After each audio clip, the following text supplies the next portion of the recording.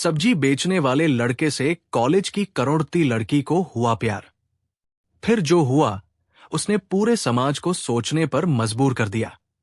भोपाल का नामी royal heritage college, जिसकी ऊंची ऊंची बिल्डिंग और महंगी गाड़ियां किसी भी आम इंसान को दूर से ही ये एहसास करा देती थी कि ये जगह सिर्फ अमीरों के बच्चों के लिए बनी है। सुबह होते ही गेट पर चमचमाती कारों की लाइन लग जाती। ड्राइवर गेट खोलते और ब्रांडेड कपड़ों में सजे धजे लड़के अपने अहंकार के साथ क्लास में दाखिल होते। लेकिन उसी कॉलेज की चमक धमक के बीच रोज आती थी कमला देवी। काम उसका छोटा था, सफाई करना, झाड़ू पोछा लगाना, बच्चों के फेंके हुए कचरे को उठाना।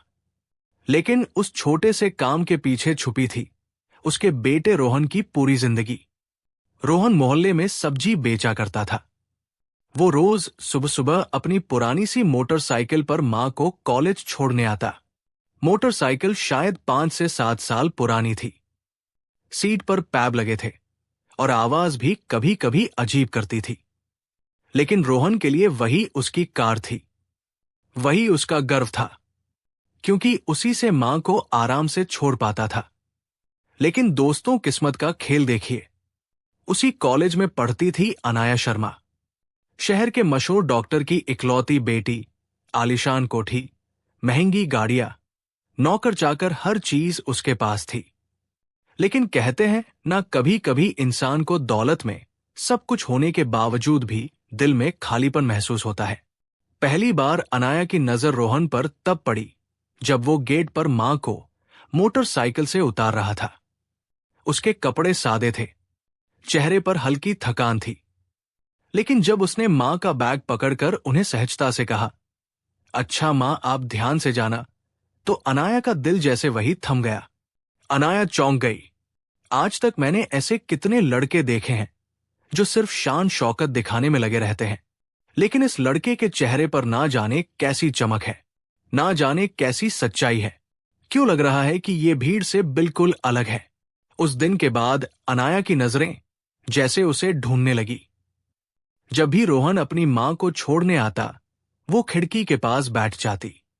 कभी उसकी मोटरसाइकिल के पुराने हॉर्न की आवाज सुनती, कभी उसके चेहरे को गौर से देखती, और धीरे धीरे दिल में एक अजीब सा एहसास गहराने लगा। ये कोई अचानक हुआ इश्क नहीं था दोस्तों, ये उस सच्चाई की प्यास थी जो एक अमीर लड़की को एक गरीब लड़के की सादगी में दिखने लगी थी। रात को किताबें सामने खुली रहती, लेकिन अनाया के दिमाग में सिर्फ वही मोटरसाइकिल पर आता लड़का घूमता जो अपनी मां के लिए हर सुबह इतनी मेहनत करता था।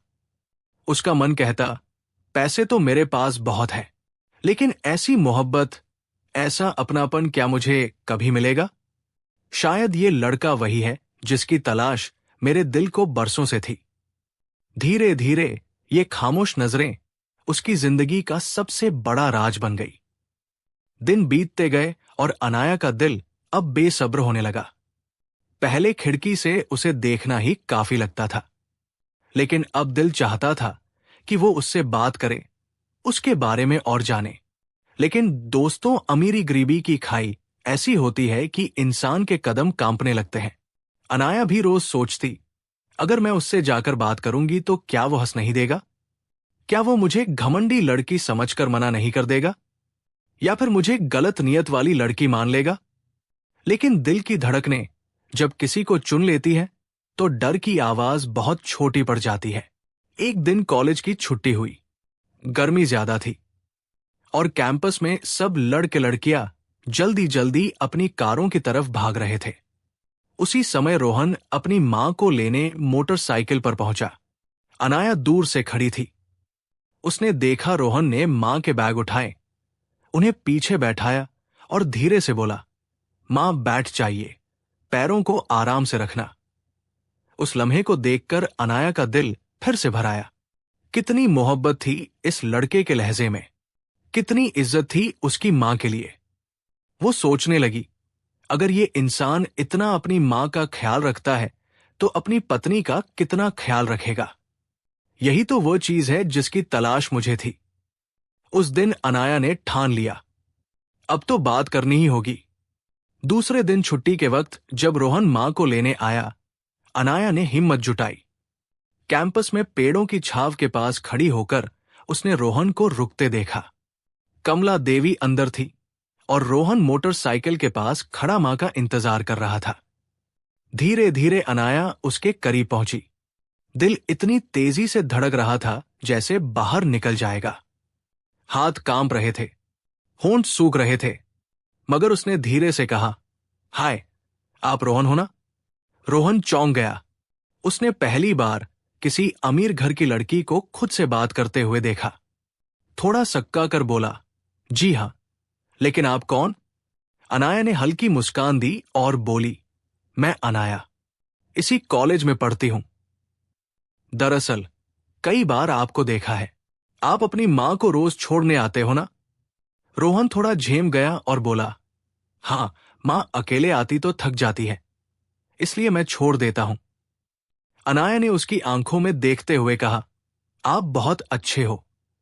आज के समय में लड़के अपने दोस्तों में व्यस्त रहते हैं, लेकिन आपने मां को इतनी अहमियत दी है, ये देखकर बहुत अच्छा लगता है।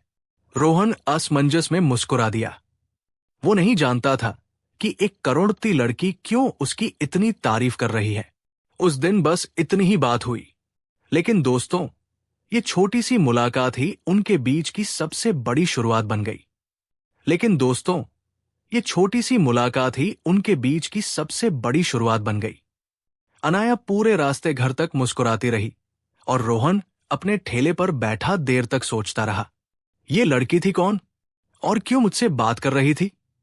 उस पहली मुलाकात के बाद अनाया के लिए कॉलेज का हर दिन नया लगने लगा।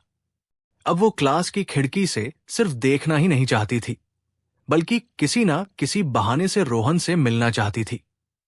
उसके दिल में अजीब सी बेचैनी थी, जैसे अगर एक दिन रोहन को ना देखे तो दिन अधूरा रह जाए। धीरे धीरे उसने छोटे छोटे बहाने बनाने शुरू किए।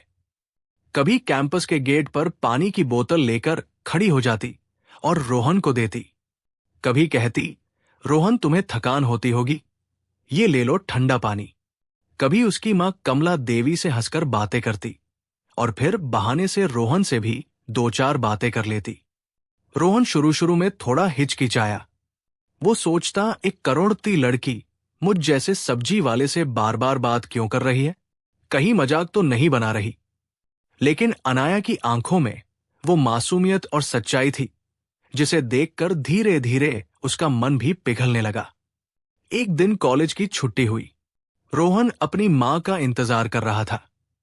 अनाया कैंपस में आई और पास आकर बोली, रोहन, तुम्हें पता है, तुम्हारे जैसा इंसान मैंने जिंदगी में कभी नहीं देखा। तुम्हारे पास पैसे नहीं हैं, लेकिन तुम्हारे पास वो है जो लाखों करोड़ती लड़कों के पास नहीं है, तुम्हारी सच्चाई और इज्जत। ये सुनकर रोहन का चेहरा शर्म और संकोच से लाल हो गया। वो सिर झुकाकर बोला, अनाया जी, आप बहुत बड़ी हैं और मैं बस एक छोटा सा इंसान। हमारी दुनिया अलग है। आप मेरे बारे में इतना क्यों सोचती हो? अनाया की आंखें नम हो गई। उसने धीमे स्वर में कहा, रोहन, जब दिल बोलता है तो अमीरी गरीबी नहीं देखता। मुझे पता है हमारी दुनिया अलग है, लेकिन मेरा दिल कहता है कि मेरी दुनिया तुम ही हो। रोहन उसकी आंखों में झांक कर रह गया। उसके दिल में भी एक अजीब सी हलचल उठी, लेकिन उसने खुद को रोक लिया। उसने कहा, अनाया, अभी तुम छोटी हो। तुम्हें लगता है कि ये मोहब्बत है, लेकिन सोचो, जब तुम्हारे अमीर घर वाले ये सब जानेंगे तो तुम्हारे लिए आसान नहीं होगा। इतना कहकर रोहन अपनी मां को लेकर चला गया, लेकिन अनाया के लिए अब पीछे हटना मुमकिन नहीं था। उस रात उसने अपने कमरे में बंद होकर कसम खाई, चाहे पूरी दुनिया मेरे खिलाफ क्यों ना हो जाए, मैं रोहन को ही अपना जीवन साथी बनाऊंगी। उस रात अनाया ने करवटें बदल बदल कर पूरी रात गुजारी। दिल में सिर्फ रोहन का चेहरा था। सुबह होते ही उसने ठान लिया कि अब वो अपनी मोहब्बत छिपाएगी नहीं। खाने के वक्त उसने अपने पापा डॉक्टर शर्मा और मां सुनीता शर्मा के सामने आंसू भरी आंखों से कहा, पापा, मां, मुझे आपसे एक बात कहनी है। मैं किसी से प्यार करती हूं और शादी भी उसी से करूंगी। ये सुनते ही दोनों जैसे सन्न रह गए। मां के चेहरे पर चिंता और गुस्से की लकीरें खिंच गई। क्या बकवास कर रही हो अनाया? तुम्हारा दिमाग तो ठीक है? तुम जानती भी हो किससे? अनाया ने कांपती आवाज में कहा। जी मां, उसका नाम रोहन है। वो गरीब है, सब्जियां बेचता है और उसकी मां हमारे कॉलेज में सफाई का काम करती है। ये सुनते ही मां ने अपने माथे पर हाथ रख लिया और गुस्से से चिल्लाई, क्या एक सब्जी वाले से शादी करोगी? सोचो लोग क्या कहेंगे। हमारी इज्जत मिट्टी में मिल जाएगी। डॉक्टर शर्मा भी हैरान थे। कुछ देर चुप रहे, फिर बोले, बेटी, मोहब्बत अच्छी चीज है, लेकिन जिंदगी सिर्फ मोहब्बत पर नहीं चलती। पैसे चाहिए, स्टेटस चाहिए, समाज का साथ चाहिए। तुम सोच भी कैसे सकती हो कि उस लड़के से शादी कर लोगी? लेकिन दोस्तों, जब दिल किसी पर आ जाए तो दुनिया की हर दीवार छोटी लगने लगती है। अनाया ने रोते हुए कहा, पापा, मुझे दौलत की भूख नहीं है। मेरे पास सब कुछ है, लेकिन रोहन की सादगी, उसकी सच्चाई, वही मुझे चाहिए। अगर वो नहीं मिलेगा तो मैं किसी और से शादी नहीं करूंगी। ये सुनकर मां सुनीता शर्मा ने साफ शब्दों में मना कर दिया। ये शादी कभी नहीं होगी, चाहे कुछ भी हो जाए। अनाया कमरे में भागकर खुद को अंदर बंद कर ली। पूरा दिन बिना खाए पिए आंसुओं में गुजारा। डॉक्टर शर्मा ने दरवाजे पर आकर धीरे से कहा, बेटी, अगर तेरा दिल इतना पक्का है तो हम एक बार उस लड़के से मिलेंगे। लेकिन याद रखना, अगर हमें लगा कि वो तेरे काबिल नहीं है तो तुझे ये मोहब्बत छोड़नी पड़ेगी। अनाया की आंखों में चमक आ गई। उसने दरवाजा खोला और पापा के गले लगकर कहा, पापा, आप एक बार मिल लीजिए। मैं वादा करती हूं, आपको उसमें वो सब मिलेगा जो आपने सोचा भी नहीं होगा। कुछ ही दिनों बाद डॉक्टर शर्मा और उनकी पत्नी अपनी बड़ी सी कार में बैठकर उस गरीब मोहल्ले में पहुंचे जहां रोहन अपनी मां के साथ एक छोटे से घर में रहता था। कमला देवी घबराकर हाथ जोड़ने लगी। साहब, हमने क्या गलती कर दी? अगर अनाया बिटिया ने कुछ कह दिया तो माफ कर दीजिए। हम गरीब लोग हैं। लेकिन डॉक्टर शर्मा ने धीरे से कहा, नहीं बहन जी, हम आपके बेटे से मिलने आए हैं। हमारी बेटी उसकी जिद पकड़कर बैठी है। अब हमें देखना है कि क्या सचमुच वो हमारी अनाया के लायक है। उस वक्त रोहन वही खड़ा था। उसके चेहरे पर एक साथ शर्म, हैरानी और डर था। वो सोच रहा था, क्या किस्मत मुझे आज मेरी सबसे बड़ी परीक्षा के दरवाजे पर खींच लाई है? डॉक्टर शर्मा ने उसकी आंखों में देखते हुए कहा, बेटा, हमारी बेटी तुझसे मोहब्बत करती है। उसने खाना पीना छोड़ दिया है। हम जानते हैं तू गरीब है, सब्जी बेचता है, लेकिन हमें यह जानना है कि क्या तू हमारी बेटी को खुश रख पाएगा? क्या तू उसे वो इज्जत दे पाएगा जिसकी वो हकदार है? रोहन की आंखें नम हो गई। उसने कांपते स्वर में कहा, साहब, मेरे पास ना पैसे हैं, ना बड़ी गाड़ियां, लेकिन मेरे पास सच्चाई है, ईमानदारी है। मैं वादा करता हूं कि अगर आपकी बेटी मेरी जिंदगी में आई तो उसे कभी दुख नहीं होने दूंगा। उसका हर सपना पूरा करने के लिए अपनी जान तक लगा दूंगा। इतना कहना था कि पीछे से अनाया दौड़कर आई और रोहन का हाथ पकड़ लिया।